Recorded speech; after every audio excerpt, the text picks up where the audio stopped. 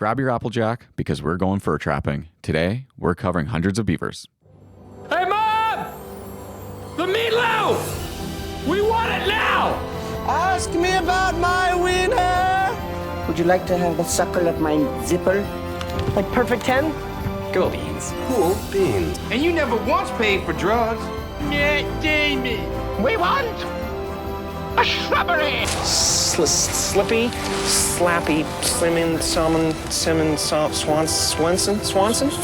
I'm a peacock! You gotta let me fly! Shut up! Welcome back to the funniest movie ever. I'm your host, Chaps. With me, as always, is Ripp. How are you? What's new? And what are you watching, buddy? Good, Chaps. I actually just got a text from my partner, and I'm curious how... Like just this moment, like as we sat down to... Now, yeah. Okay. I'm curious to hear your reaction to this, because this is such a wild text. The context, like, she's out with her friends, like, at a cottage or whatever this week. I'm stuck at home. The text is, hey... And to be clear, I haven't Wow, heard, what a crazy text. I haven't heard from her, like, all day. How many whys? Hey, do you want to go whitewater rafting? Did she listen to the Without a Paddle episode? Yeah, maybe. They listened to it up on the drive up. Thoughts on whitewater rafting? Honestly, in theory, it sounds cool. Yeah. Sounds fun. Yeah. I feel like in practice, it could go one of two ways. It could be really, really great, and we'd have a great time. We being you. Yeah, I'm like, sorry. I'm inviting myself to your whitewater rafting trip. She didn't say just so you know. too. Just so you know, I'm coming too now. Or it could just be a miserable experience because you're just gonna be wet all day long. Yeah, that's the one I imagine. Yeah. But like, I don't know, you go in pools, you go in the water at a cottage. It's like that. You sit in floaties. It's the same. It's yeah, like you go to like a wave pool. It's the same thing. Yeah. All right. To be clear, I did not respond. This is something I want her to ask me in person so I can laugh at her when she does. Fair enough. What am I watching? I mentioned that I finished Tires. Yeah. Been on the hunt for another 30-minute show, right? Yeah. Threw on King of the Hill. Nice. How's that doing? It's not too bad. I haven't seen many of the later seasons. Right. So I'm kind of starting from there in preparation for, I guess, the revamp. Is that what we're calling it? A revamp? I was going to ask, is the new one out yet? Because I know they're bringing it back. I don't think it's out, but I keep seeing previews for it. It looks okay. I mean... like everyone's grown up in it too, right? Yeah. Like Bobby's older and stuff now. I'm intrigued. Yeah. It's neat when the show does that continuity, whereas like The Simpsons is just like, they're the same age, but they have smartphones. Yeah. It's like a little weird. Yeah. Right? Isn't it? Why are you just staring at me like that? Say something. I also watched a movie. Oh, sick. Mr. Chaps is going to be stoked for this. Yeah. Say the line, Mr. Chaps is my father. Yeah, Mr. Chaps is my father. Thank you. That was a great line read. Jesus. I watched Ronin. That movie's fantastic. It's so good. So, context, 1998 action thriller, leaning into one of our favorite tropes. We need to assemble a team. Oh, yeah. I love it. We both love We Need to Assemble a Team movies.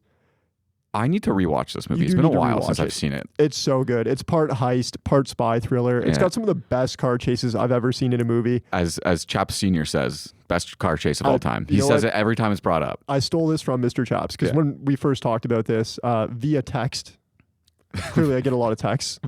On the line. On the line. Yeah. The first thing you said to me was, my dad loves that movie. Best car chases ever.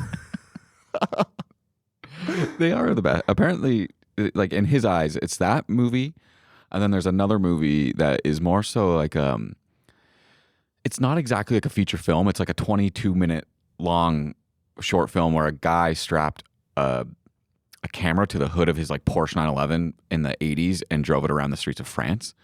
And so my dad holds both of those in high regard. He's like that chase sequence inspired the Ronin scene or something like that. There's like correlation. That's first of all, Ronin comes out in 1998. There's no YouTube, so where did he see this? This short film? He knew about. My dad was a movie buff. Like he knew about that kind of stuff. Like yeah, he would tell me about it all the time. I actually love that. We're gonna need to get Mr. Chaps to phone in here. Yeah, true. Can you phone a friend right now? Looking at the intern. Nope. What? That's just a light. Okay.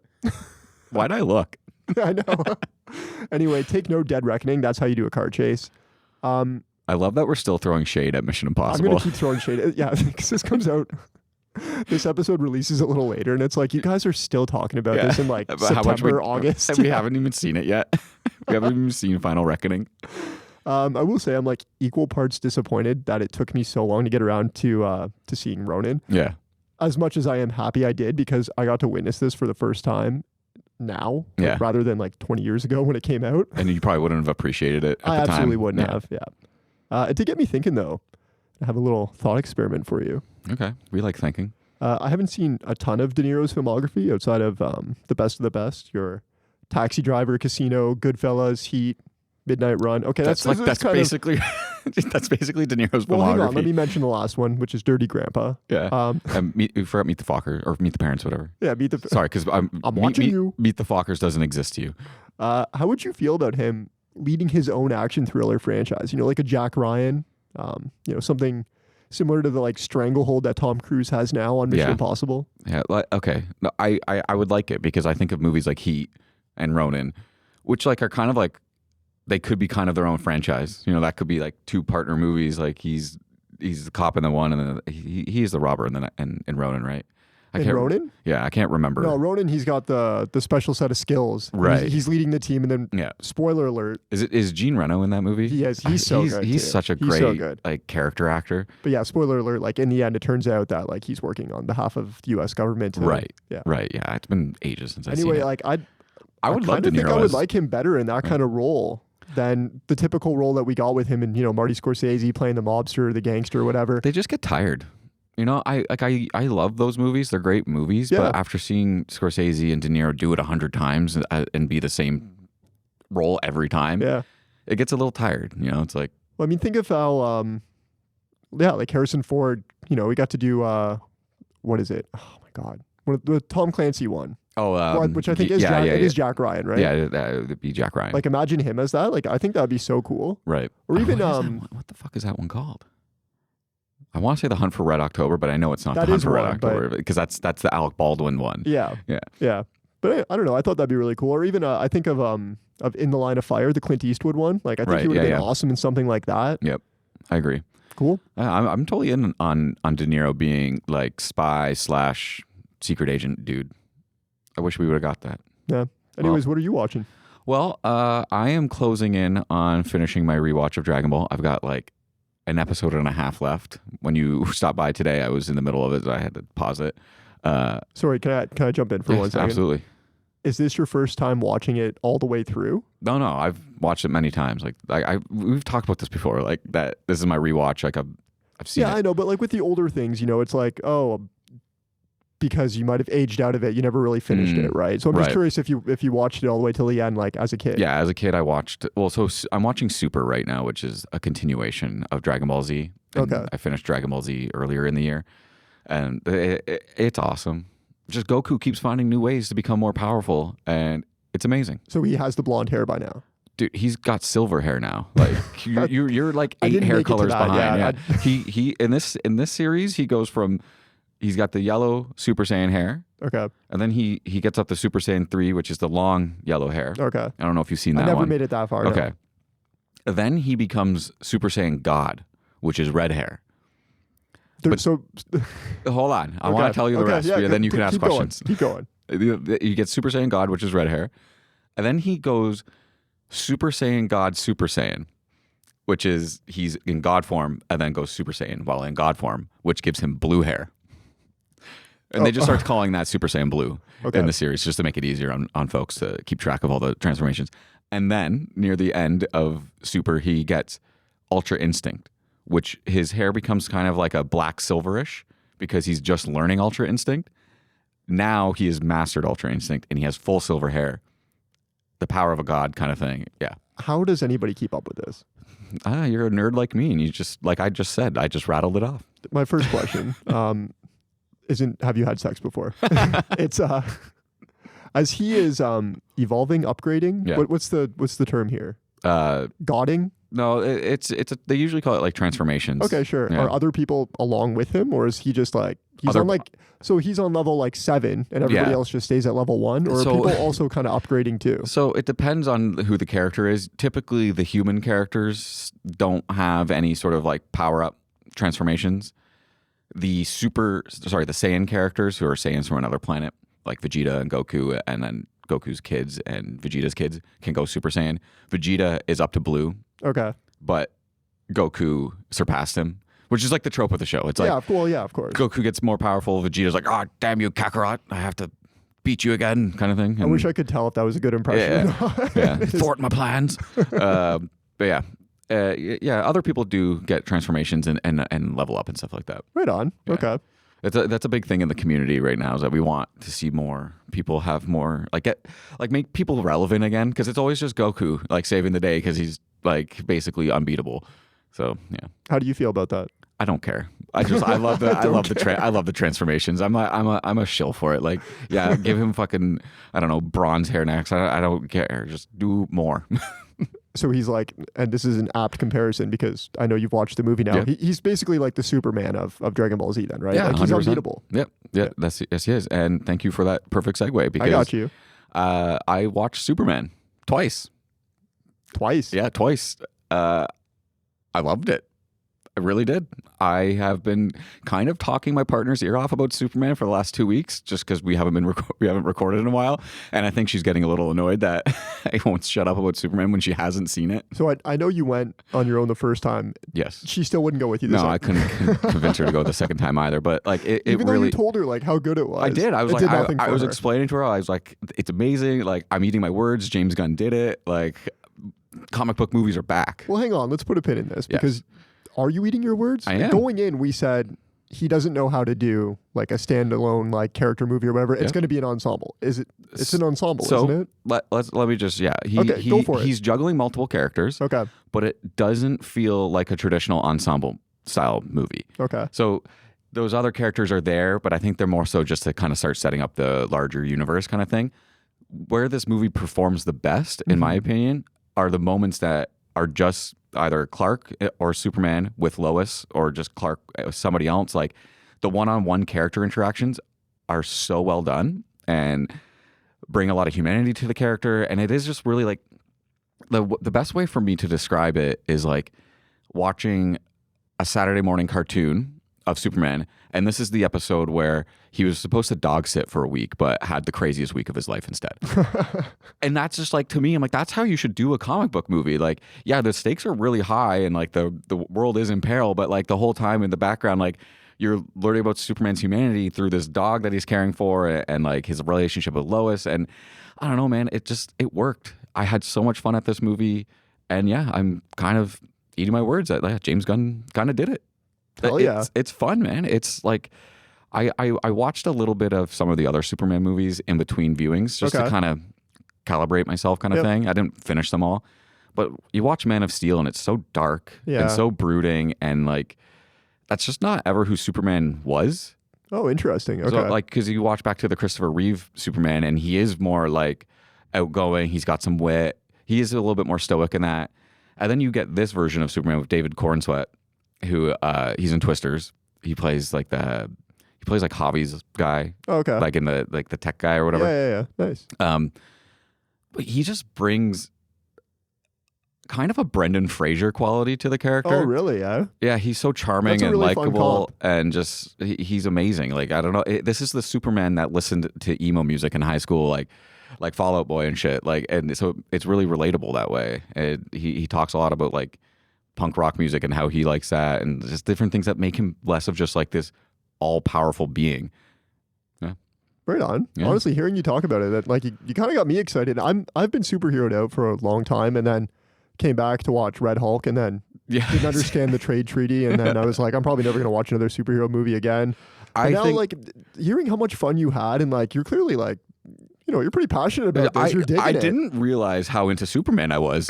Hey, we love when people enjoy movies around here. You know what I mean? Contrary to, you know, I guess some of the vibes we give off at times, because it's fun to also dunk on things. Not that I'm really that kind of guy, but I mean, my partner and I talked about seeing Superman at the drive-in last week, and then, you know, life happens. Yeah. By the end of the day, I was just too zonked to drive an hour to the drive-in and all the way back at 3 a.m. But it's on my list of things to see. Like, I think you should see it. Give it a chance. I don't want to like completely say it's a perfect movie, because it isn't. I think it is like, I think I gave it 4 stars on Letterboxd just because of like sheer enjoyment, but it does have some issues. Like it's not without faults. Like, Sure.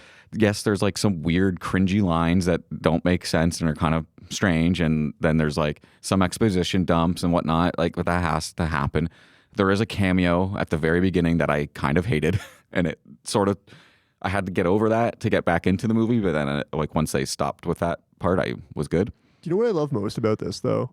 And like, I haven't even seen the movie, is that blockbusters are kind of back. Yes. Yeah. To me, you know, we talked about F1. Yep. This gives the same vibe where it's like, look, it's summer.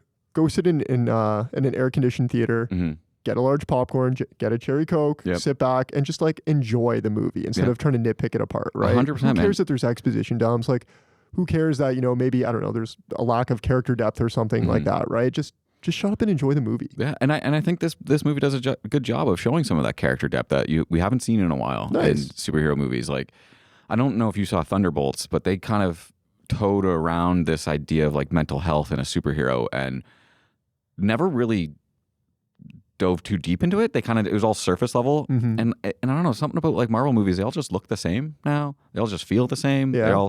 It's all the same template. This like looks and feels completely different than any Marvel movie we've had in the last 5 years. It looks like a cartoon at times. It's very zany, and like Superman's a dork in it. Like it's really fun. It's a good way to do it, I think. Nice. And obviously, like Crypto steals the show. He's like adorable. He's the super dog. It does seem kind of like cheating. Again, I haven't seen the movie 100%. Yet, but Like when I saw the stuff about the dog, I was like, I know what you're doing. James Gunn knows like what he's doing. Easy buy-in. Yeah, when Disney like, you know, orders Star Wars to make a cute, like adorable little alien or whatever so they can sell toys. But this is the thing though, like what I'm getting at, we're like in the comic adventures, like not every one of his comic books are about him like going to fight Brainiac or whatever big bad, right? He was watching Crypto for a week kind of thing, right? So yeah, it's good, man. I really liked it. Let's take our first break, and when we're back, we are going to dive into Hundreds of Beavers.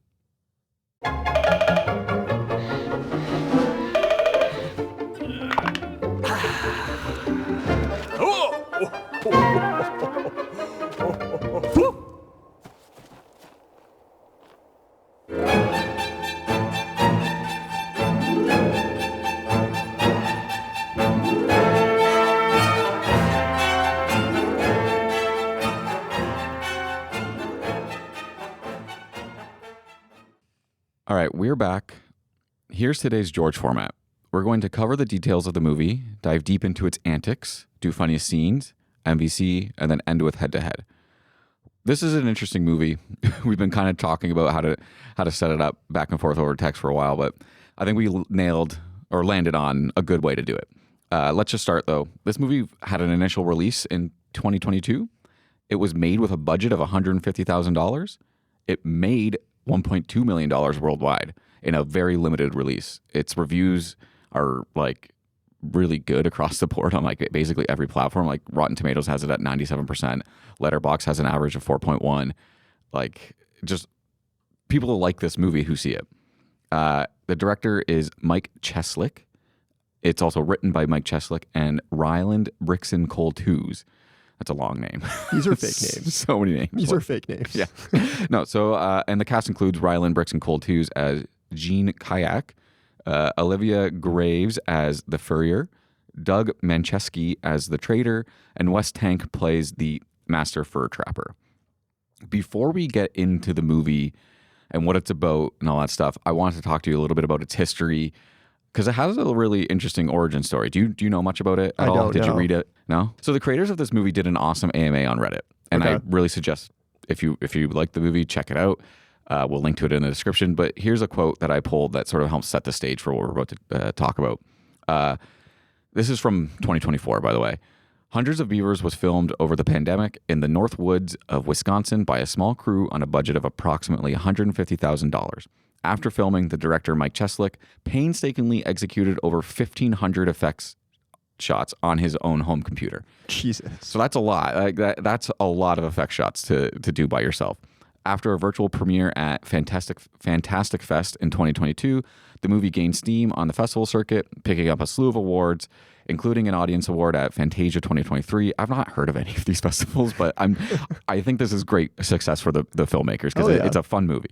They had no major offers from distributors, so the filmmakers decided to self-release the film, and they started with like a limited run, I think near their hometown area kind of thing, and then in 2024, it got on the Great Lakes Roadshow circuit, which is, again, something I should have looked into more about, but it's basically a 14-day tour of the Midwest, and it sold out most screens, including a 700-plus audience at the Music Box in Chicago. Nice. So this small-ass movie made by just a couple of friends did really well. I love that. Yeah. The New York Times picked up the story, and then from there, Hundreds of Beavers kind of became an unexpected cult hit, and then it was in a lot more cinemas across the country. But yeah, that's kind of a bit of the background. What do you think about that? About just a crew of people going to the Midwest, North Woods of Wisconsin to just make a movie? I think that's so cool, man. And like, you know, people say it now more than ever, like, pick up a camera, pick up your phone or whatever, and just film shit, right? Like, if it's good, people will see it. Yeah, exactly. And this is like a perfect example of that, right? Yeah, you can really feel how much of like a passion project this is. Yeah, you can tell. It's got such craft to it, even though we're going to get into it, even though it looks so low budget, it's got so much craft. The visuals are so impressive. Like you would never believe that this is an indie film that was made on like 150 grand. Yeah, no way. I will say the one thing I'm really like surprised to hear is that they went to the woods of Wisconsin, or like they're locals in Wisconsin, and it just kind of like it just said the quote that I have, it said over the pandemic in the North Woods of Wisconsin. Because like to me initially I thought this was like an indie from a Quebec film festival. Like it feels so French Canadian to me. Like, because the French, it's got the like just the for laughs vibe, like gags. it feels like something straight out of Quebec, right? Yeah. So I mean, interesting. That's a good point. Also, can we also just touch on your French? Would you call him Jean? It's like, is it Jean or Jean? It's like the equivalent of when you're in like grade 6 taking French class. I didn't know what to call. I was like, is it Jean, Jean? You're reading like the French textbook in grade 6, and it's like, oh, Jean guy and his friend. Jean guy. It's like Jean-Guy. Jean-Guy? Okay, so is that Jean Kayak? We're just going to keep calling him Jean because it's way funnier that way. Jean. Jean? You fucked me up. I'm sorry. All right, let's jump into the movie. I watched this one on Prime, and here's the description given to it just to kind of set us up. In this 19th century slapstick epic, a drunken Applejack salesman must go from zero to hero and become North America's greatest fur trapper by defeating hundreds of beavers. How's that description read to you? It's amazing. I want to see it immediately. Yeah, that's like, so right off the bat, I was like, honestly, okay, this sounds like a lot of fun. I was, however, a little apprehensive because you've told me a bit about it, that it's black and white, it's a silent film, and I'm like, okay, like I might not be able to get into it, but if I can, I think I'm going to love it. You deserve daps because I pitched this movie to you initially when we were talking about doing movies for season 2. Yeah. You had no idea what it was about, and you're just like, sure. Yeah, I didn't even question it. Credit to you, man. Just jumped into it. I think that's why we have to do it. Like I don't watch enough new movies, and I think that's like a part of my thing is like I if I don't give it a chance, I never will, kind of thing. So yeah, I remained optimistic going into this movie. You know, I want to try new things. And then I saw the hour 48 runtime, and I was like, oh, okay, hour 48, hour 48 silent film. I don't know about this anymore. For just pure slapstick. How are we going to keep things, fresh and original? But boy, did they fucking do it. Now that you've seen the movie, did it work for you? Where did you land on it? Let's just get some opening thoughts. You don't have to talk too much about it. Yeah, no, I had so much fun. You know, watching it, I'm thinking video game. Yeah. I'm thinking Looney Tunes. Yeah. The comps are evident, right? Yep. I'm not super familiar with their work, but I've also read Chaplin and Keaton are apt comps too. Mm-hmm. Although I can't say I've ever seen Michael Keaton in something like this. Have you? You don't mean Michael Keaton, right? No, it's okay. It's Buster Keaton. Buster Keaton. You try to get me again. You got me. I tried to get you. I don't know, man. But, like, honestly, this was just so much fun. Michael Keaton in Batman, when he does the whole like, you want to get nuts? That's got a little slapsticky vibes to it. Is that him that says that? Yeah, that's it. That's his line. You use this line all the time in our circle of friends, and I never know what you're quoting. It's Batman. Because I think it's like the Joker this is a side tangent, but the Joker shows up at some event or whatever, and he breaks a glass. He's like, want to get nuts? Okay, let's get nuts. Like I said, man, I had so much fun. Mm-hmm.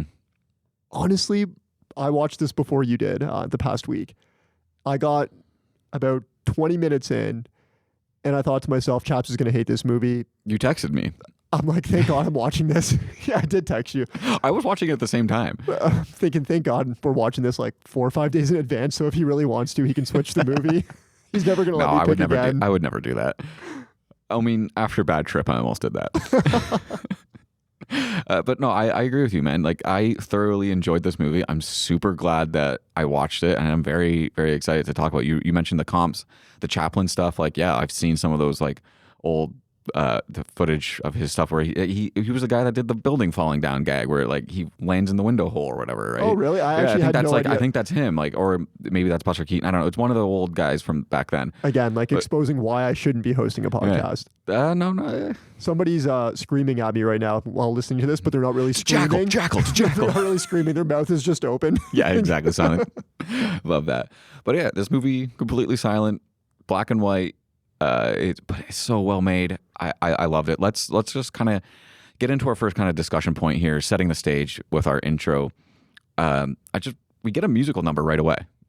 It's a musical number paired with like animation, and it's doing double duty. It's kind of setting the tone that we're about to see for the rest of the movie and giving us the backstory on Jean Kayak. We're just going to call him Jean Kayak at this point. Jean Kayak. Jean's successful Applejack establishment. I kind of like gleaned from this musical number that, yeah, he ran an Applejack establishment, which Applejack is like hard cider, I think. Is it? Yeah, because it was like apples and cider, and then it had the X's on the bottle, so it was like, yeah, it's like alcoholic apple cider. Every time you say Applejack, I just picture the cereal box. It's not that. I know. It's not well, that. yeah, I know it's not that now. What I was saying though is that I kind of took away that maybe he wasn't actually selling any of the Applejack. He was just inviting a bunch of people to come get smashed at his Applejack establishment. I'm not gonna lie, man. Watching this part, I thought this was like a fun, like something that precedes the movie, like a la Pokemon. Yeah. Pikachu's what is it? Pikachu's Vacation, where it's not actually part of the movie. I was like, it's funny. Oh, what a fun way to start off the movie. Yeah, but it really like rolls right into the, no pun intended, rolls right into the film itself. Yeah, it does. That's why I was so taken aback. Like, to be clear, I wasn't on drugs, but holy shit, did I feel like I was watching this? I'm pretty sure when you texted me. I'm not sure. I forget what you said. You might have said, "I'm not sure if you're going to like this or not." Yeah. And I was like, "I'm 30 minutes in. I'm going to get more stoned." Because you like it. Just the movie's amazing. Literally said, "I'm taking a break to go smoke a joint." Yeah. But yeah, I just really enjoyed it. So yeah, basically through this musical, we learn that Gene's Applejack Brewery is destroyed by beavers. They gnaw the legs holding up his kegs, which why are they on those things? Like, it should just be sat on the ground, maybe. Like, so they don't roll away. I'm not an Applejacker. I don't know. An Applejacker. But yeah, so after that, the musical number ends and we kind of get into these first opening moments. Before we touch on that, I kind of want to just talk a little bit about how the movie's made, the sort of aesthetic of it all. After our musical intro, we transition into some of our first live action shots. And right away, we're seeing, it's black and white, it's silent, there's no dialogue, but there is sound design. It's got a really interesting vibe. And you start to see how like the effects might be done. And it looks super shoddy kind of thing, like where they're intentionally, but it's all done with intention. It's like they're superimposing his face against like snow, and you can kind of see around the edges that it's like a shot on a shot kind of thing. It really looks like as if this movie was made in the early 1900s, and I think they nailed that sort of aesthetic. Like at first I was like, did they like use period accurate like movie making techniques to do this? And then when I read about the 1500 effect shots, I was like, oh, okay, that makes more sense. Yeah. But yeah, they're using modern technology to achieve this look. I just was curious, before we go any further, what are your thoughts on the overall visual look of the movie? How did it feel? Was it working for you? I love it. It all comes together. Everything is working in such cohesion that you get just an absolute polished product, right? Yep. You can really appreciate the passion that clearly went into this, because everything is just, it's so polished. They're clearly just so committed to what they're trying to do. Like, they came into this movie knowing what they wanted to do, and they did not waver one step of the way, right? Not at all. They had a vision and they nailed it. Absolutely. Yeah. I think we should talk a little bit too about how this movie deals with a lot of animals and fur trapping. and how the characters that play those animals are just people in costumes. So I don't know if And you it's read like this. the best. Apparently, there was only 6 guys in 6 beaver costumes. Really? Yeah. And they probably just kept like multiplying them in the After Effects kind of thing. Crazy, right? That's insane. Like that's I love it. Like the way that the first time you see somebody dressed up as a bunny, Yeah. it's like, here we go. Like It's the absolute best. Like they just took like your standard mascot costume basically. I love it. The big heads, but Yeah. like, you know, the average tone body or whatever, right? Yeah. It's so perfect. Like I can't think of a funnier way to do this. it's amazing. I actually saw on their Reddit AMA, someone was asking like, yo, where'd you get those costumes Yeah. from? Like the store where I want to get them from only has like 3 left, but I need 7 or something. But yeah, the costumes are amazing. It's the funniest version of the costume you can get. Oh, it's hilarious. One thing I do want to, we're going to touch on it later because it's a beautiful sequence, but near the end, there's some really interesting visual effects happening with like illustration, painterly style mixed with live action. And it's just so painstakingly created and you can like feel it in the movie somehow. And I don't understand how they achieve this. No, it almost looks like I don't know, would Monty Python be like an apt comp? Because it's like Kind they of, take yeah. some of the humor that they do with the like the graphics or whatever Yep. in Monty Python, right? And then kind of modernize it and apply it to this. And it's some of my favorite stuff about this movie. Yeah, I've been trying to think of a good comp and like Monty Python came to mind, but like I was trying to think of something that had sort of that. It's a bit too like Who Framed Roger Rabbit Okay. a little bit with some of that. Like it's not exactly putting cartoon into live action. It's kind of doing the reverse. Yeah. You know, it's putting live action into cartoon. Space Jam. It's kind of like, you know, it's Yeah, kind of got some of those. It's Looney Tunes. Like it's got those vibes, man. Okay, let's discuss some of our first bits to just sort of set the stage, and then we'll really get rolling with things. With our intro and our thoughts on how the movie looks out of the way, the first couple of moments post-intro, we have Gene's Applejack Brewery going up in flames. And this kind of does the job of telling you what kind of comedy you're in for. Gene has nowhere to go after losing his livelihood to those pesky beavers and needs to basically survive the night in the woods by himself with... Does he have clothes at this point? Can't remember if he's clothed or if they burn off. So let's talk about some of the gags that we get here in the opening. How are you feeling about these bits of going through the night and into the next morning, surviving in the wilderness? They're all so good, man. This is where I truly realized, like, oh, we're going full Looney Tunes here. Yeah. Like, this is your Bugs Bunny, your Elmer Fudd, your Wile E. Coyote and Roadrunner. Yeah. Throw Yosemite Sam in there.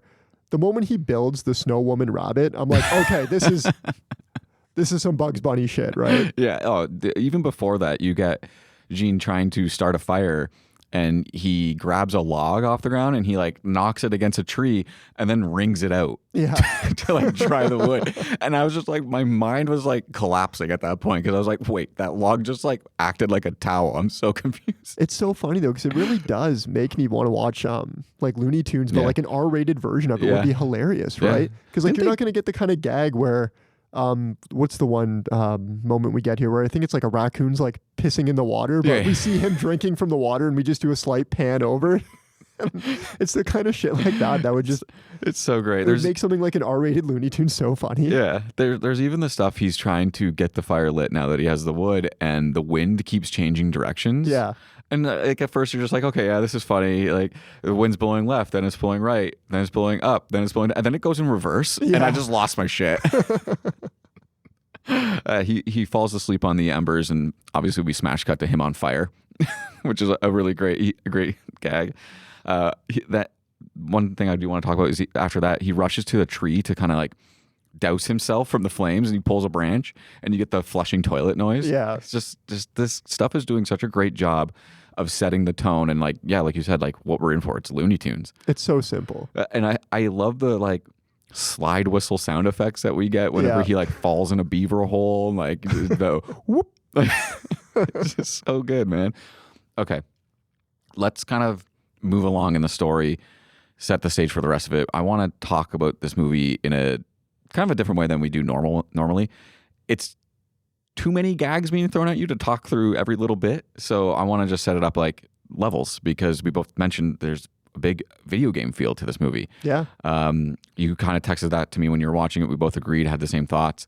And then you really start to see those elements kind of like, it kind of gets revealed to you for sure after the first 30 minutes because you get like a credits Like you get like hundreds of Beavers title credit, and that's like so reminiscent of video games. You play through the tutorial level first, and then you get the opening credits shot, and then you start the actual game.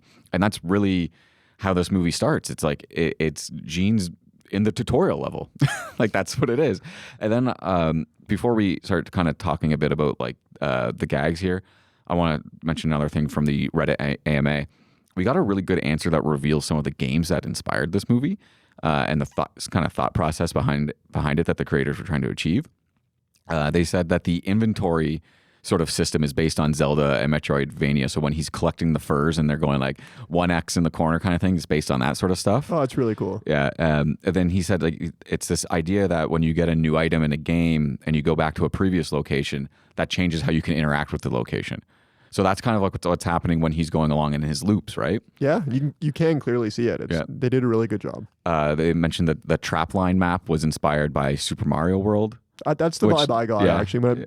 While watching it, that's one of the first things I wrote was like, I'm getting big. Like, yeah. Yeah, exactly. And then instead of doing like a second act montage, they wanted to show the character's growth by gameplay loops. That's what happens in games all the time. Like you get to a certain level, now it's time for you to just continue to do the gameplay loop. You got to go get new items. You got to finish these quests. You got to do this, that, and the other thing. But yeah, it's just got such big video game vibes. Do you have any other thoughts on that notion? I mean, it's truly amazing that they were able to capture my attention for an hour, 45 minutes doing something like that. Because growing up, I was definitely the kid who, after 10 minutes of watching my friend play the video game, like, you want give me the fucking controller. I want to play. Let me play. You know, it's like it has big vibes that like these guys like they want to make a video game about trapping beavers, and we're like, okay, well that's going to cost millions of dollars, so let's just make it a movie for $150K instead. And like, I love it. It's got such a great vibe. Okay, let's jump into the movie. Finally, we're going to go through all of it. We're going to go level by level. So Ripp, welcome to level 1, the tutorial. This is where Gene is sort of going to learn the controls. You know, he's going to get oriented in the world and suffer a lot of early defeats, as most survival games make you do. After Gene survives his first night, he decides his next objective is going to be to acquire food. This sort of sets off really the next 30 minutes of the movie, where we just follow Gene for 25 to 30 minutes trying to catch something to eat. And you mentioned it previously, the bunny that he makes. But let's chat, open the floor. What did you have in this first 30 minutes of this sort of tutorial level that you want to cover? I mean, I got to bring up my favorite gag right away. Okay. And I know it's your favorite gag, but I'm gonna beat you to the punch. Okay, which one? He runs up the mountain and he's creating the snow carrot. Yeah. And you expect the carrot to roll down the hill, and it doesn't. It just slides like counterclockwise. Well, because it's like angled. It's like if you drop like a cone, like the way oh man, it set me up so good for that one. I died. That's the one that set the mood for me. The second that happened, I was howling. I'm like, okay, this is where we're going with this. Yeah. You mentioned previously he was trying to catch the bunny, so he makes like a girl bunny out of snow. Like this stuff is like, it's just so good. I love like the different animals that start to look like modern foods to him. Every time he's like, so we'll see birds in the sky and just sees like pizza slices. Yeah. Just like some of that stuff. We should mention that we do get a bit of hints of like what the Beavers might be up to while all this is going on. They're working on a big old dam, and it's sort of turning into a bit of a castle thing. But in this moment, in the background, you could see some of the beavers are wearing high-vis vests. Yeah. It was so good. Do you have any other bits you want to chat about? Yeah, he makes he makes the rabbits, 2 rabbits, I think, out of snow. Yeah. With bras like hanging in the hand, right? Yeah. And we see 2 male rabbits walking by, and we do a slow reveal. They're together, like implying I guess the rabbits are gay. Yeah. I thought that was really funny. Yeah, that's great. The icicles bits kind of killed me. He's like, at one point he's trying to kill prey with like dropping icicles on them, but they become like homing icicles and start chasing him around in a classic like Looney Tunes fashion. It's like starts corkscrewing around the tree. So he throws a snowball at another icicle to impale that icicle on the tree to save himself. Oh man, such a long bit. Like the entire movie is one long bit. Like it doesn't really have a whole lot of gaps and room to breathe. It just kind of throws joke after joke at you. Like for instance, when he tries fishing, he carves a lure out of wood with his teeth, which becomes a running gag throughout the rest of the movie. And then you get like this apathetic fish who just is like, I don't want to. I don't want to bite the lure. The fish itself looks like it's made out of like a glove that he found in his closet. It's like a sock puppet. It's so good.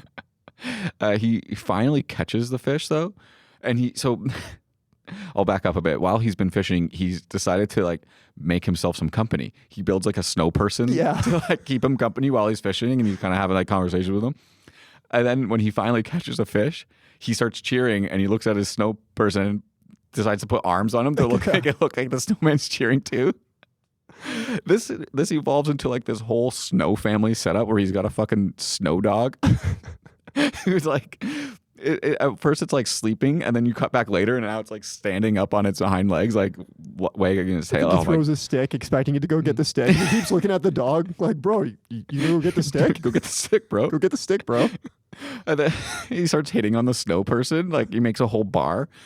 Oh man, it's just great shit. It's truly driving the bit into the ground, and it just keeps getting funnier. There's so many levels to it. This is, like I said, it's one of those movies that just has so many bits we could never possibly capture them all.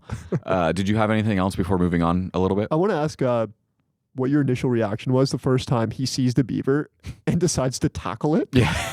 And then gets his ass kicked? Gets his ass kicked. Because I was dead, man. I was honestly in stitches. Just something about the way they kick each other in this movie when they're down on the ground is so funny. There's also like a really good like recurring bit with the people in costumes.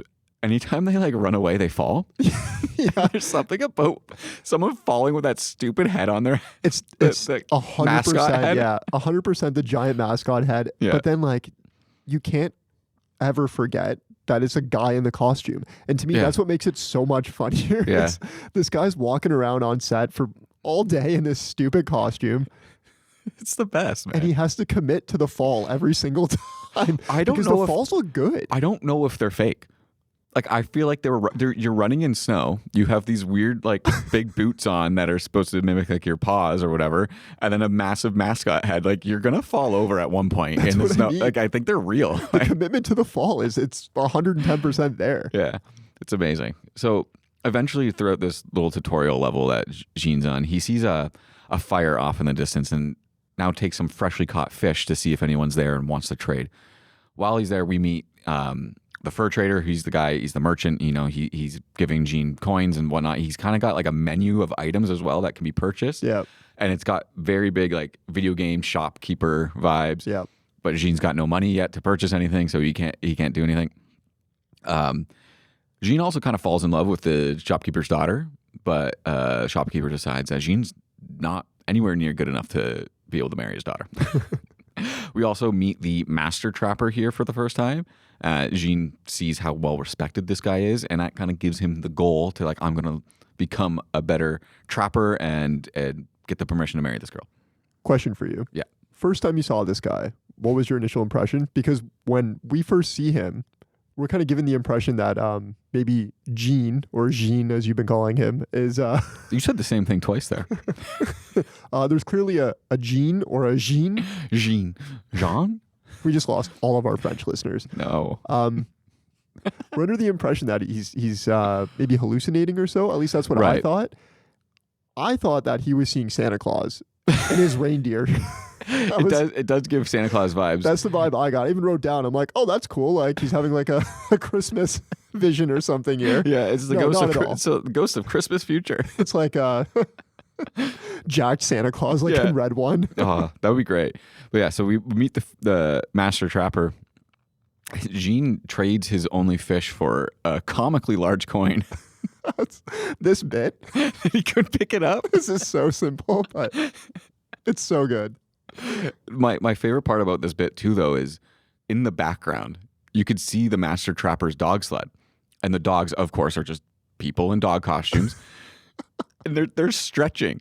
They're like doing like Cossack squat stretches. Like they stretch their leg out doing like calf stretches and everything. Like it's so funny.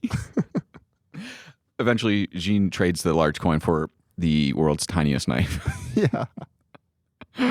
So Jean takes this new knife that he's got, and he's going to start to make his first real traps. He was going to get a bunny, but caught a raccoon instead, which he brings back to the fur trader, and his daughter sort of turns that pelt, this one raccoon pelt, into a full ensemble outfit. which I loved. Did you have anything else to cover in sort of those moments after he leaves the trader and comes back for the first time? Yeah, we get a common running gag. And this is kind of where he's like starting to set up his initial traps, right? Now that he's got the world's tiniest knife or whatever. Yes. He fashions a stick into a carrot. Yeah. Sets the carrot down. We see the rabbit just walk up, pick it up and walk away, Yeah. which you kind of expect to happen. Yeah. But you still howl because it's so funny. Yeah, it's amazing because like there's no like mechanism to fire the trap. Like, and so he's forgot that part. He hasn't done it yet. And then at one point when he figures it out, he takes the carrot himself. Yeah. And gets trapped. Obviously. So yeah, that's sort of the end of level 1. As he gets this new outfit, he unlocks the next level. We get even the opening credits, as I mentioned before, which is very reminiscent of video games. One of the things that I wanted to when the raccoon steals his knife, that's like great. All-time bit. Raccoon steals his knife. Now he has to knife fight a raccoon. All right, let's move into level 2, which I'm calling the leveling up level. This is where you're sort of like in the middle stages of a video game. You have the controls now. We often refer to this as like a gameplay loop if you are big into games, which becomes very evident in this sequence. This is where Jean continues leveling up and gaining new skills and abilities by collecting pelts from various animals and trading them at the trader to get better gear. At this stage of the movie, though, how are you feeling? Like, how are you feeling 30 minutes in that we just got the opening credits intro thing? I've fully bought in at this point. My only concern now is the running time, because now I'm loving what I'm watching, but I'm worried that we're going to get a lot of repetition. Right. How do you sustain? Because exactly. How do you sustain the running gags of, the slapstick comedy over and over again without it, getting stale or dull or whatever, right? Yeah. Spoiler alert. Did it for you? Did it get stale? Or were you in? I might have looked at my watch like once or twice, but for the most part, I mean, I really don't have any complaints. Like, nice. It's easy to shit on a movie for, being 15 minutes too long, but if that's my biggest gripe with it, then you made a pretty good fucking movie. Yeah, for sure. So yeah, after Gene gets his new, we should explain this outfit a little bit. He's got a massive raccoon hat thing on his. It's amazing. I don't even know how to describe it, but it's like an old timey like raccoon pelt hat, but like oversized. So after he gets that, we set in motion his sort of. He's going to be learning the ropes from the Master Trapper. Yeah, from Santa Claus. Yes, Santa Claus. He falls into one of his traps. Master Trapper kind of takes him under his wing. And this is how Gene starts to build up his skills by following the Master Trapper around as he is checking his trap line, which that's kind of cool. Like, yeah, he's got his trap line. He knows where all his traps are. He's going to follow it around like a map. And that sort of acts as like your world map, right? All the while, we see the nefarious Beavers still building that ever-growing and increasingly more elaborate structure for a dam. But let's just kind of talk through this segment first. While he's with the Master Trapper, did you have anything that you want to touch on? His dog's kicking the crap out of the beaver. It's so funny. One of the first gags we get, they come across like a trapped raccoon. Yeah. And then Gene and the Master Trapper kind of look at each other and then just smash cut to guys in dog costumes beating up a guy in a raccoon costume. It didn't lose its funny for me at all. The entire movie, we get the same sequence of events of just somebody in a animal costume kicking somebody while they're on the ground in their own animal costume, and it's so funny every single time. It's great. At one point, we get the dogs playing poker at the campfire at night, which I love that one. That was really great. And this also sort of gives us like a bit of a problem for them to deal with. We learn that there's nefarious wolves who keep like stealing and killing the dogs at night, one by one. So every morning that they wake up anew, there's one less dog left. The game of poker is getting smaller and smaller until we're watching him play solitaire. No, we end up watching two dogs playing like higher or lower, basically. Sure. And then the last one, was he playing solitaire? He was just doing something alone. I don't know. It's so sad.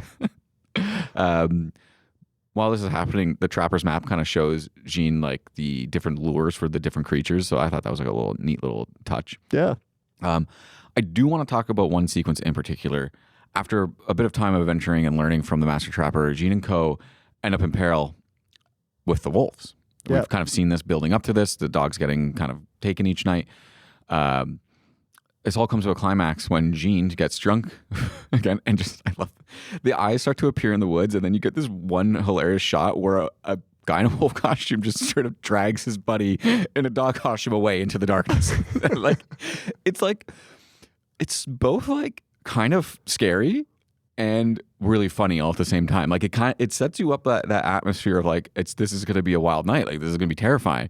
And I think the sequence is really awesome. Like the way they shoot the wolves coming in, and it's all like close shots, like chaos. It's very chaotic. I'm like I feel like I'm there a little bit, you know, like you get that vibe, like you understand like the chaos of it all. And then there's a shot where they climb up the tree and the master trapper sacrifices himself for Jean, and it's like epic. It's got this like epic scale to it for some reason. How'd you think? They did a really good job setting the scene for sure. Yeah. It's hard to, I don't know about you, but it's hard to be scared with those eyes because they're they're so cartoonish. Oh, of course.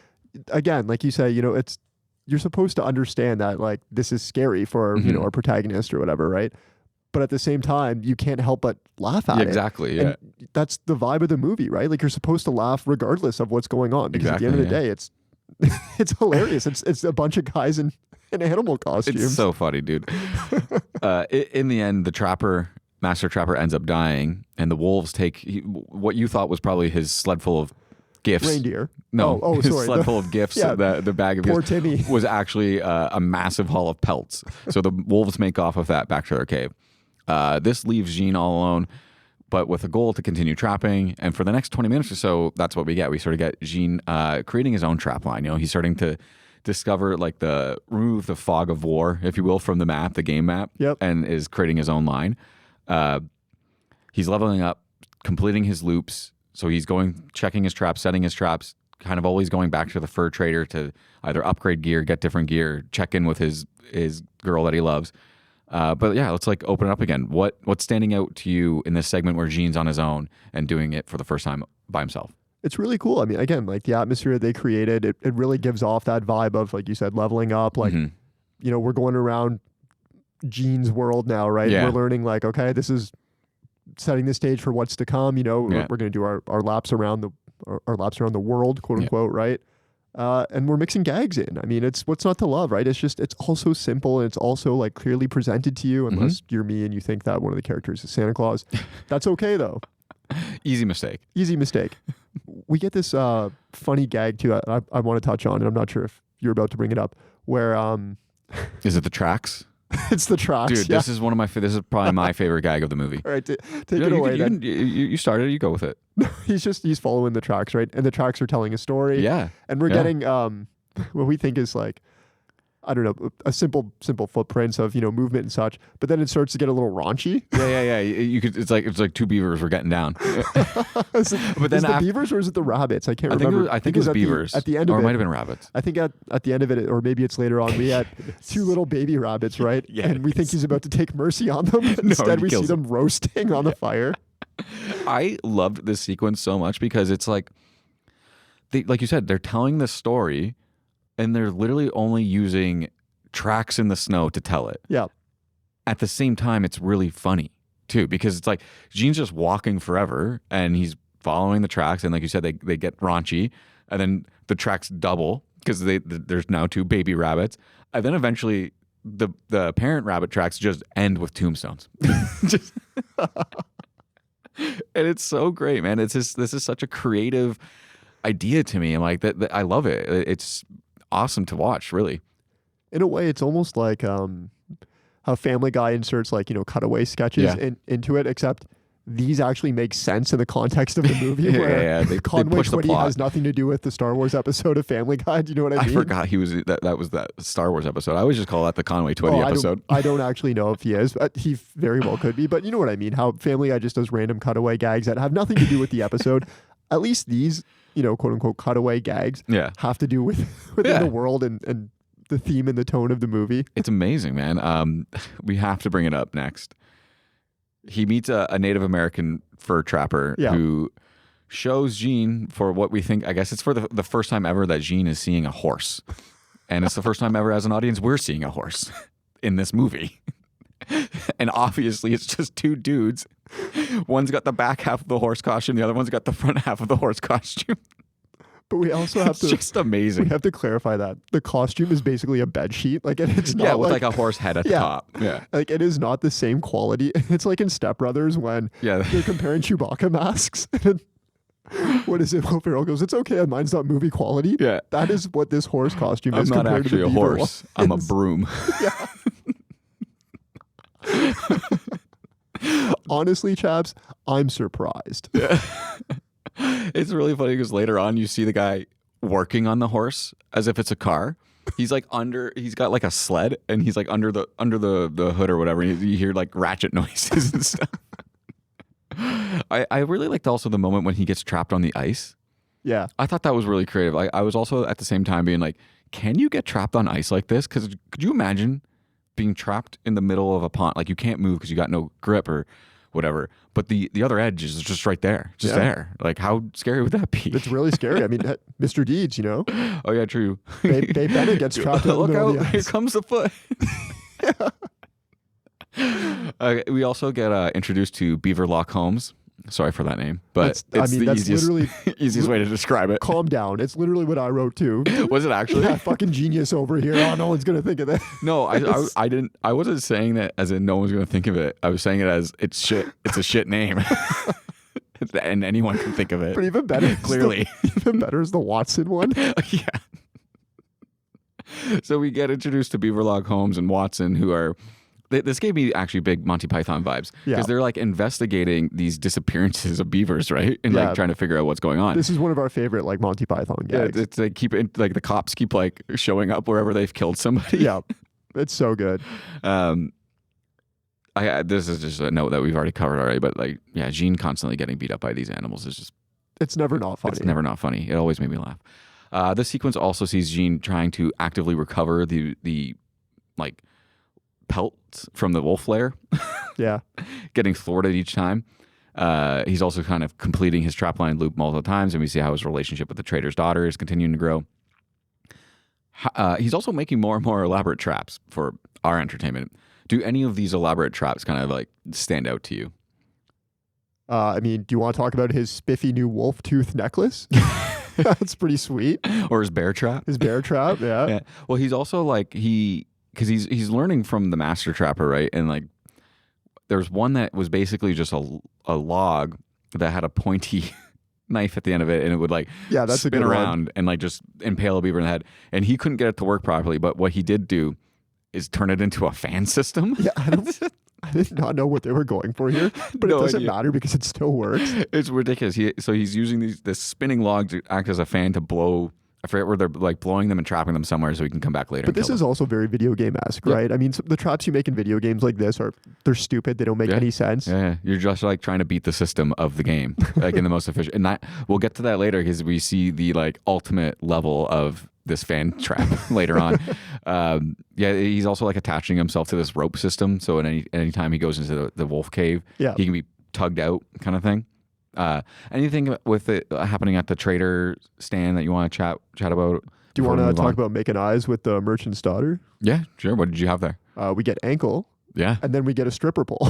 Yeah. It goes like 0 to 100 really quick. Hey, Chaps, how come we never just play patty cake anymore? You think you're too good to play patty cake with me? No, I'll play patty cake with you. Alrighty. Let's take a short break. And when we come back, we're going to dive into the last 2 levels of the movie, then do funniest scenes, MVC head to head, and wrap things up. Everyone's going to think that we're going to go take a break and play patty cake now. Who's to say we won't? We're all getting fed up of endlessly scrolling for our next movie fix. So to get passionate about films again, join 3 movie mates on the Neverending Watchlist Movie Podcast, where we take you on a movie journey as we seek to build the ultimate movie watchlist. Seen all of those films are absolute bangers. Yeah, absolute bangers. Bangers. I applaud you again, sir. We deep dive specific movies to find out facts, theories, and funny takes, and ultimately decide whether a movie is worthy of being on the watchlist. I can't recommend this film.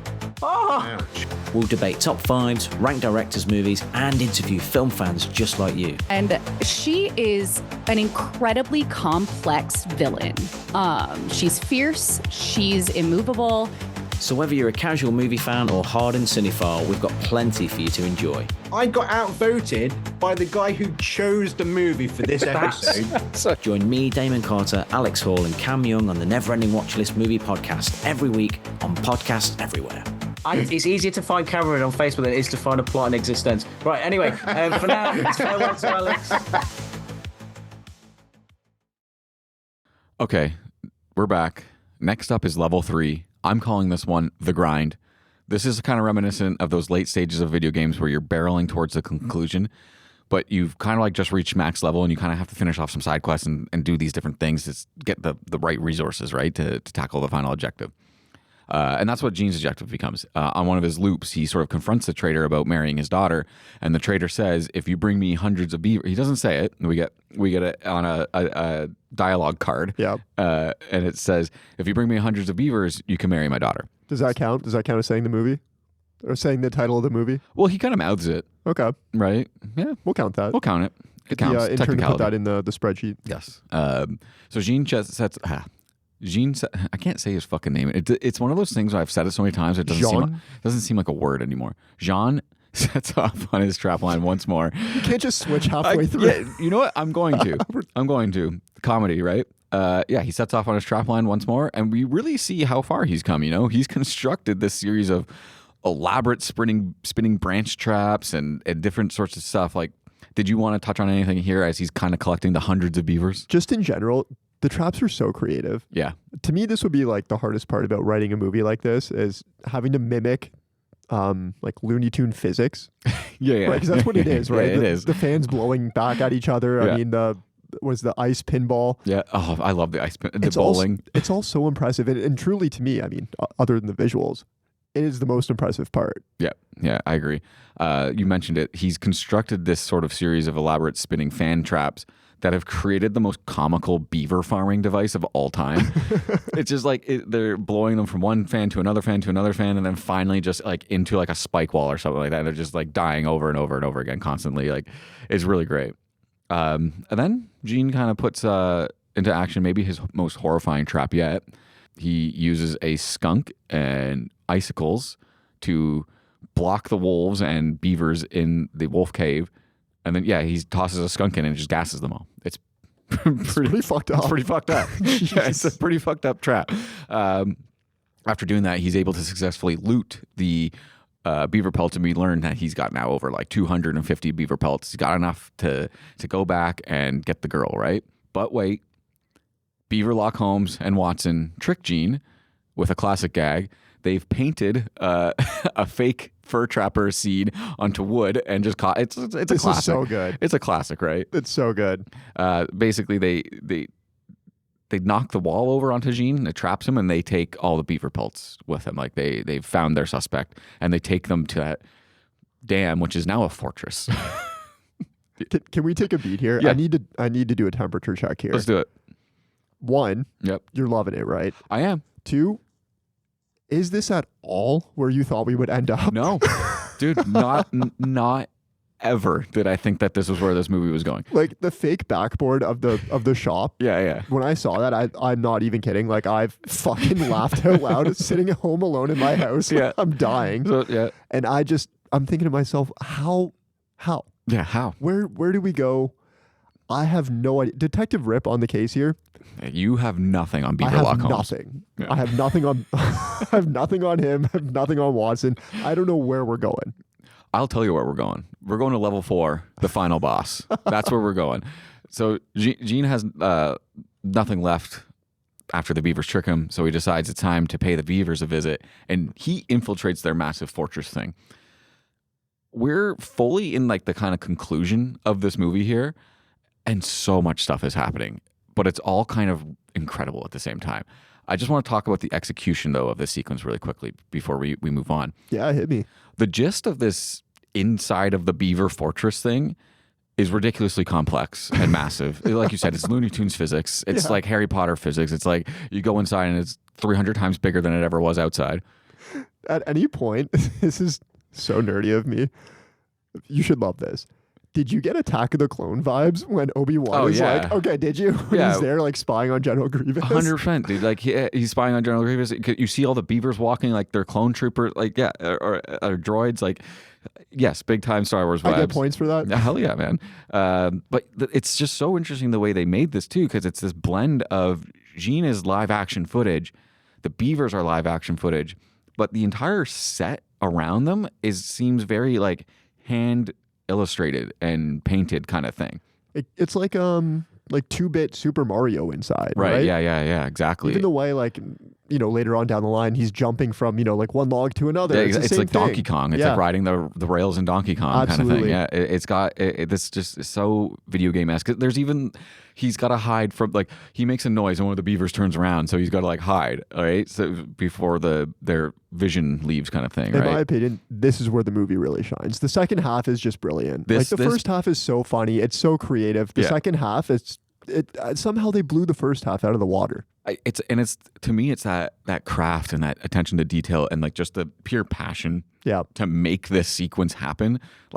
I want to know how many of those 1,500 effect shots are just from this last 20 minutes of the movie, right? Eventually, the beavers catch on to Gene's presence in their fortress, and we get that chase scene you mentioned. He's using sort of I guess this fortress has waterways built all through it, so the beavers can get around really fast. And there's logs moving down. He jumps on a log and basically log surfs his way through the fortress to evade capture. Do you have anything to note while he's doing this? He's running on a single log, just trying to keep it afloat and balanced with a beaver on the other end. And honestly, I'm sitting there just, what the fuck are we watching? Yeah, what are we watching here? How did we get here? He ends up going, and honestly, I'm surprised this was the first time we got this. He gets a nut shot. That's my note too. I love that the entirety of this chase sequence culminates in the only nut shot of the movie, and I think they used it right. Bravo. Yeah, you're only going to get one. You nailed it. Take a bow, because you could have had 1,000 leading up to this point. I respect their restraint to not do 1,000 nut shots, because like you said, they could have had 1,000. Just, I don't know what I would have liked more, this or just watching a beaver kick him in the nuts. This did it for me. It's close. This did it for me. This did it for me. So after the nut shot, Gene gets captured and he's forced to go to Beaver Court. We're talking about Beaver Court? Yeah. Okay. He's forced to go to Beaver Court to be tried for his actions against beaverkind. Do you think the prosecution outlines a good case against Gene here? You know what? Look, the prosecution obviously has a strong case. I think they got him dead to rights on this one. I think he could have called for a mistrial because his public defender Beaver. That guy's a joke. He's a sham. He's a joke. He went to what, Coolidge, law school? What's the guy? He's Lionel Hutz. Yeah. I just became a lawyer last night. Is it Dr. Nick? Did you go to upstairs medical school too? This is just great though. We've got the beavers outlining this amazing, this case against Gene and all fur trappers basically. He's the murderer, and he's ultimately sentenced to be cut in half by a table saw. Yeah, I love the irony. It's amazing. It's great. Of course, Gene escapes their clutches, and a full-on bar brawl breaks out. Let's talk the gags in this brawl. What did you have here? He thinks the master trapper is back. Yeah. But really, it's just a beaver in a costume. In a master trapper costume. You know they were hanging on to that one. And he hangs it up on the wall. He takes off. Oh, it's so weird. One of my favorite parts of the movie happens here too. It's the effects of how they throw people around. Yeah. At one point, they basically they throw Gene into a wall, but they just toss his clothes at the wall. It's so obvious. There's no one inside them. They just toss the costume at the wall. But it's so amazing because they kind of get meta a little bit with it. And when they cut back to Gene being in the clothes again, he's got a shoe on his hand and his hat's on his ass. It's all mixed up the way the clothes fell on the ground the first time. Yeah. It's really funny the way they do that. I don't know why, but of all of the fight scenes in this, of all of the fighting back and forth in this part, what got me the most was just he hoofs one of the beavers into the fireplace. Yes. Yeah. And man. It's not really any different than any of the other ones, but just the action of him smacking into that thing, it got me. It's so great. I also really love the classic gag of they all dogpile and somehow he sneaks out and then the beavers realize they've been beating on one of their own for the whole time. Yeah. And then he turns on the fucking table saw and it just rips through the beaver's chest. It's wild. Crazy. Gene eventually escapes this royal rumble, and now things really kind of go off the rails. At an hour 40 minutes into this movie, I wrote down, okay, it might have jumped the shark. How are we wrapping this up in 9 minutes? Man, to be an hour 40 minutes into what this movie is, and just now I'm feeling like that. I think you guys still nailed it. They went for it here. Yeah. With what's to come, the Beavers were making a rocket ship. Yeah. Like, sorry, excuse me. They stole his Applejack to power it. Where are they going? When they fuck up with the rocket, you see the one NASA Beaver just throw up his hands like he's so over it. Yeah, like, he's like, God damn it. I spent my whole Beaver career working on this rocket. Oh my God. Okay, so maybe it hasn't jumped the shark yet because I'm still in on the rocket. My wife left me because I work so long, such long hours. All right. Let's talk about this climax at large. Like, is this working for you? I think it is. I can tell. Oh, it's did you absolutely. have any other specific moments you want to call out that maybe I kind of glossed over? We did get one more nut shot. So to be clear, there's at least 2 nut shots in this movie. Okay. Well, I don't know if you're gonna knock off a half star for that, but no. Okay. This movie's getting 5 stars. I don't care. There's a part where I think they throw Jean, they throw him at the wall and he gets up and runs right back. Right. And as he's running back, I think a beaver just kicks him in the nuts. That's pretty. I must have missed that one. I don't remember it.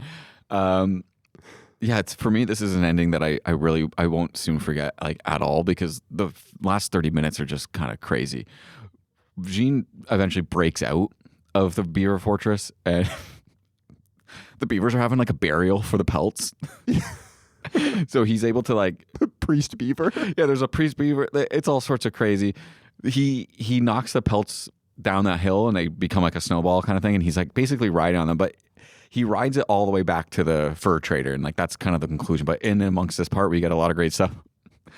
The Native American tries to ride the horse.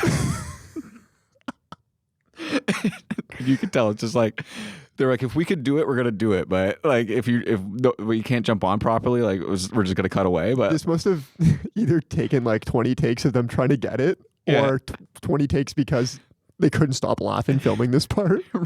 It was amazing. Just watching him trying to jump on the back of this guy who's like bent over to be the back half of the horse is amazing. The guy in the horse costume's like, this is my big part. This is my big break. The beavers turn into a transformer and form a person. I think that's when it jumped the shark for me. So to be clear, you were okay with the Titanic scene? Oh yeah, the Titanic. I forgot about that for a second. That was really good too, though. Everyone's slipping on the ice. Next thing you know, the ice goes up like the Titanic. Yeah. You were like, oh, you know what? This is fine. But Mecha Beaver, I'm out. Yeah, Mecha Beaver, I'm done with. Yeah. Anything else to touch on for this last part? The final chase scene on sleds. Yeah. I don't know if you picked this up, but they're sliding down the hill and we get a very obvious for sale sign in the background. Yeah, I saw that. Which, I mean, sure. There's so much to love about this movie, man. Like there's so many things hidden in the background. There's so many things that I want to watch it again just because I feel like I missed so much, but I think I'll give it some time before I do a rewatch. But yeah, ultimately, Gene delivers the pelts by rolling them as a snowball to the fur trader, and he gets the girl. So my last note is basically, Jesus, what a wild last 30 minutes. It's crazy, man. Yeah. I had such a fun time watching this. Yeah, let's get into some closing thoughts. Like, what are your final thoughts on the movie? Okay, listen, you're not going to like this, but no. I really enjoyed it. I love the movie, right? But it does, for me anyway, reinforce the notion that at my core, like, I am a Blockbuster commercialized like shill. Okay. Because while I laughed and like I had a ton of fun, and overall I did again just like really enjoy the movie, it's just not my first choice of movie to watch. Do you know what I mean? That's totally fair. Like the utter silliness and slapstick humor, it was a nice change, but like overall it's missing some of the like flash and like bells and whistles that I do like in a movie in 2025. This you know movie what I mean? has bells and whistles. It's just a different kind. And it does. And, you know, this is like the kind of movie that I like to sprinkle in between every couple, like, yeah, every couple watches of, you know, the like early 2000s comedies or whatever that I grew up with and that I love. Right. Mm-hmm. No, for sure. I get what you're saying. I know I suck. No, but, like, dude, bonus points for being honest with myself at least. Yeah, 100%. Yeah, you know, I'm with you. Like I am very much a big Blockbuster corporate shill myself. I saw Superman twice. Okay. I loved it so much. But yeah, this movie, I'm so glad you put it on the list to watch because I would never have watched it otherwise. Right? This is, like you said, it's not this is never going to be my first pick. I kind of only watched it because we do the pod. Yeah. And for not that, I never would have seen this, I don't think. Yeah. I don't know how I would have ever came across this or been introduced to it, or like even just like I was trying to explain it to some of my work colleagues about like, you guys need to watch this movie. I can't like explain it to you. You just have to watch it and experience it. You're either going to hate it or love it, but like try it. Yeah. But also you'll know if you're going to hate it or love it within the first 2 minutes. And like, let's be okay with just turning things off you don't like. It's okay to do that. It's fine. You don't have 100%. to force yourself to watch something you don't want to watch. Yeah. Having said that, I fucking enjoyed the hell out of this movie, man. Right? Especially like the video game aspects. I was like, this is like I have a video game idea that now I should just make it into a movie. You know, like I loved it. It's super smart. The slapstick is amazing. Some of the stuff they're doing I've never seen before, and I kind of want to watch some of the stuff that inspired this movie to see if it was like riffing on stuff. I'm referring to like the track sequence. What else is there? Kind of like the stuff that is happening inside the Beaver Fortress. Like I want to watch movies that use that kind of storytelling. Like it's just super interesting to me. Right. Let me also say this. If you love game night, and whenever people say, hey, what's a new comedy that you can recommend me? And everyone always says, oh, game night, Frito-Lay. That's a really funny joke in it. We can now circle jerk to this movie. This is a newer comedy, and it's absolutely hilarious. Reddit, get on it. Get on it. Start circle jerking. Yeah, do the thing, Reddit. All right. What are your funniest scenes? We actually did gloss over a few. Yeah, I know it doesn't seem like it because there's a lot here. Laughing. Yeah, there's a lot here. So what did you have? There's one part where there's two beavers and they're hiding by a log. Yeah. And they got snow on them, and our boy comes up to them and he thinks that they're dead. Yeah. So he goes to collect their pelts, but they just get up and like push him over the log. And then he gets up and they push him back over it again. Yeah. I forgot about that bit. I'm so glad you brought it back up. That one was so funny. Yeah, they're just playing dead, right? They got him. That's so good. We mentioned the carrot at the beginning. Yep. The entire court scene. Yeah. The court scene. Give this movie an Oscar just for that scene alone. 100%. I agree. This needs to. Did it win anything in its year? I guess not. Can it? I don't know. It's weird. It has a weird release where like it came out in 2022 and then also in 2024 again. Like yeah. But again, the court scene. The public defender calling the snow woman to the stand. It's just such a funny visual. So great. My only qualm, not even a qualm, but like suggestion would have been they pan to him to get his reaction of the snow woman, and then they pan back and she's just a puddle. That's funny. And then pan back for another reaction of him crying. Yeah, there it is. Yeah. What did you have? For me, I really love that tracks sequence, like when the animal tracks in the snow are telling that story. That's a good one. It was super subtle, but so well done. Just a very creative idea to me. And then, honestly, anytime someone was in an animal costume and fell over running, always got a laugh out of me. Again, like I know it's all physical comedy, but the physical comedy is so funny. It's fantastic. Him stepping on the pine cones. Yeah. I think we only get one word in this, right? And it's like him saying "fuck" and it's beeped out. Yeah, it's hilarious though. Yeah, it's great. Yeah, it's hard for me to like point out other funny scenes because they're all so great. Like, yeah, I think that brawl fight is great. I loved when they threw the clothes at the wall, and that was just it. The misdirection too. Let's talk about like the tree falling over, and you think it's going to hit the beaver, but instead the skinniest branch on it hits the beaver and kills it. He's on the ice. He throws a bear trap at a beaver. Yeah. Misses the beaver, but pinballs back and kills it. Like it's all so good. Yeah, he starts like bowling at one point. Like he's rolling snowballs onto the ice and like just trapping them. It's good. It's good stuff, man. He gets the bat. We didn't even talk about the bat. Like the baseball bat's so funny. I forgot about the baseball bat. We get a perfect bonk. Yeah, dude. Okay, let's talk about the sound effects in general. Just the sound design in this movie is amazing. All the grunts and the whoop noises and the gag noise. Oh, it's brilliant. Yep. I can't say enough good things about this movie, to be honest. Do you have any other funny scenes to end on? Do you think your partner would ever watch this with you? Not a chance. Yeah, neither. I think if she did, she'd probably laugh a lot. Selling her on this idea, though, that's the hard part. It can't be done. Yeah, she has to come across it in a real naturally, and then maybe she'll watch it. Yeah, yeah. I don't think my partner would watch it either. So fair enough. Yeah. MVC got to go to the main guy, right? Ryland. That's his or that's it. I mean, you know what? I do have one other nomination. The horse. Yeah. Guy's in 2 scenes, absolutely kills it. It's 2 guys. You keep forgetting it's two guys. Okay, well, give it to the face, all right? The guy who plays... Hey, the ass does just as much. No, he's got to work up to the face. He's a newer actor. Yeah. That or Public Defender Beaver also gets a nomination. Fair enough, yeah. I respect all of those. Can't go wrong. Yeah. The winner is us. The winner is us, yeah. Again, the friends we made along the way. Absolutely. Okay, head to head. I don't have a lot here because there weren't a whole lot of movies that came out in 2022 when this one released due to the pandemic. It was just a slow year for movies, and I didn't know if we wanted to talk about movies from 2024, so we'll just talk about a couple of these ones. If you suggest The Bubble, like, I'm going to get up and leave. No. See, I try to keep the ones that I know that I think you've seen. So let's just, like, Jackass Forever. Yeah. That's kind of an interesting cop. That's a really tough one. Yeah. It's also like an interesting, like, how this movie's trap gags and whatnot feel a little bit like Jackass stunts. Yeah. You know, so where's your head land there? Like you said, they're similar movies in that aspect, but they're also two completely different vibes. Yep. This is a movie where I was able to sit by myself and literally laugh out loud. Right. Whereas the Jackass movies to me have always been watch in company and all laugh together. Yeah. I know it's a cop-out. If I had to pick one based on what I've laughed harder at, I would pick the Jackass movies. Fair enough. How about Bros? This is funnier than Bros. Yeah. Yeah. I think I watched a bit of Bros. Maybe I didn't finish it. I can't remember why I didn't finish it, but yeah, I think this is definitely funnier than that. And Clerks 3. I haven't seen Clerks 3 yet. Yeah, neither have I. I just was wondering, like I said, 2022 is a slow year for comedies and movies in general, so not a lot to go head to head against on that one. What about like a movie like Airplane that is kind of like slapsticky in a way?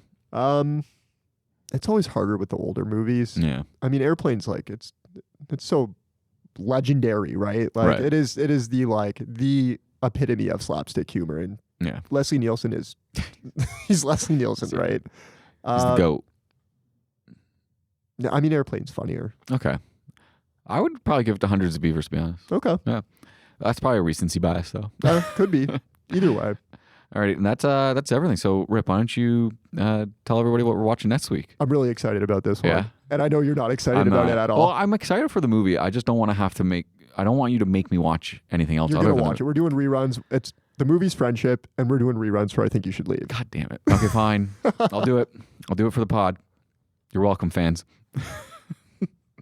Thanks for listening. You can find us every Wednesday on Spotify and Apple Podcasts. Don't forget to check us out on Instagram and Letterboxd. The links are in the show notes.